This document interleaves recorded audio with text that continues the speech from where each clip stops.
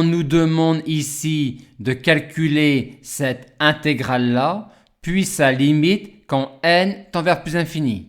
La forme de l'intégrale que l'on a à calculer est l'intégrale d'une fraction rationnelle dont on n'a pas immédiatement la valeur.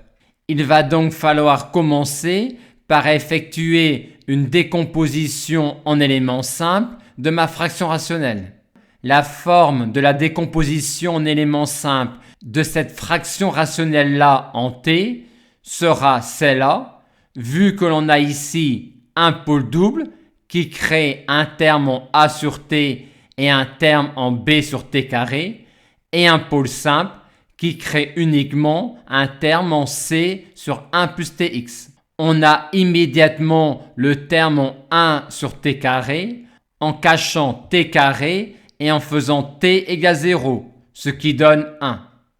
On a également immédiatement ce coefficient-là en cachant ce terme-là et en prenant pour t le réel qui annule cette quantité-là, à savoir moins 1 sur x. Je cache donc cette quantité-là et je fais t égale moins 1 sur x, ce qui me donne comme coefficient x2. Et maintenant, pour avoir le dernier coefficient que j'appelle a, je multiplie toute cette relation-là par t et je fais tendre t vers l'infini. Quand je multiplie cela par t et que je fais tendre t vers plus infini, j'obtiens 0. Quand je multiplie tout ça par t et que je fais tendre t vers l'infini, j'obtiens x2 sur x égale x. Quand je multiplie tout ça par t et que je fais tendre t vers l'infini, j'obtiens le coefficient a que je cherche. Et quand je multiplie celui-là par t et que je fais tendre t vers plus infini, j'obtiens 0. On en déduit donc que a égale moins x.